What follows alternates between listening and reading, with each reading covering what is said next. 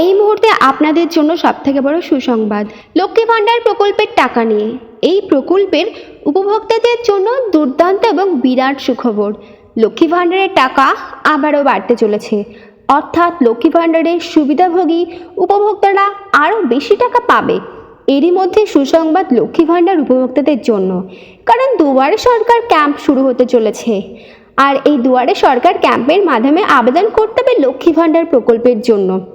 আপনি যদি একজন মহিলা হন অথবা আপনার পরিবারে যদি কোনো মহিলা সদস্য থেকে থাকে, তবে কিন্তু এই ভিডিওটি আপনারই জন্য, কারণ এই ভিডিওর মাধ্যমে আমি বিস্তারিত তুলে ধরব লক্ষ্মী ভাণ্ডার প্রকল্প নিয়ে ঠিক কী ঘোষণা করা হয়েছে, কবে থেকে লক্ষ্মী ভাণ্ডার প্রকল্পের টাকা বাড়বে, এসসি এবং এসটিরা ঠিক কত টাকা পাবেন, জেনারেল কাস্টের মা বোনেরা ঠিক কত টাকা পাবেন এবং ওবিসিরাই বা কত টাকা পাবেন।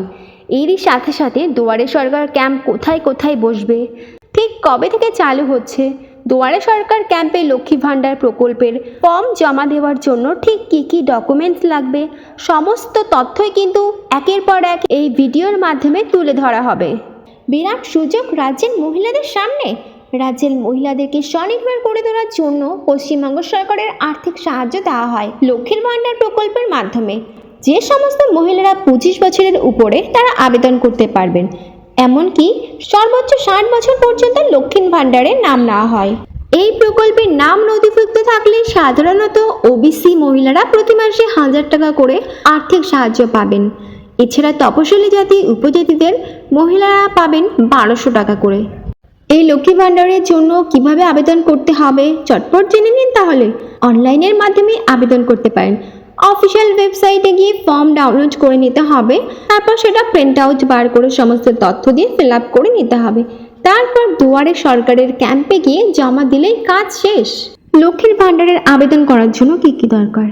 স্বাস্থ্যসাথী কার্ড, আধার কার্ড, জাতিগত শংসাপত্র, এসসি ও এসটিদের জন্য পাসপোর্ট সাইজ ফটো, ব্যাংকের পাসবই, মোবাইল নাম্বার, আয়ের সংখ্যাপত্র, ঠিকানা প্রমাণপত্র। পশ্চিমবঙ্গবাসীর জন্য একাধিক সরকারি প্রকল্প চালু করেছে পশ্চিমবঙ্গ সরকার, আর সেখানে প্রত্যেকের নামই নথিভুক্তকরণ শুরু করে দিয়েছে। আর এই নাম নথিভুক্তকরণের জন্য দুয়ারে সরকার আয়োজন করে রাজ্য সরকার। তবে প্রতিবারের মতোই এই ক্যাম্পে লক্ষ্মী ভাণ্ডারের নাম সংযোজনের জন্য ভিড় উপচে পড়ে। ইতিমধ্যে অনেকে নতুন করে লক্ষ্মী ভাণ্ডার প্রকল্পের নাম তোলার জন্য অপেক্ষায় রয়েছেন। তাদের জন্য কিন্তু এটা দারুণ সুযোগ। কবে বসবে দুয়ারে সরকারের ক্যাম্প? জুলাই মাসে দুয়ারে সরকারের ক্যাম্প বসতে চলেছে। এখনো অফিসিয়ালভাবে যদিও কোনো ঘোষণা করা হয়নি, তবে যারা নতুন লক্ষ্মী ভাণ্ডার প্রকল্পের নাম নথিভুক্ত করতে চাইছেন তারা এই সময় গিয়ে ফর্ম ফিল আপ করে নিতে পারেন।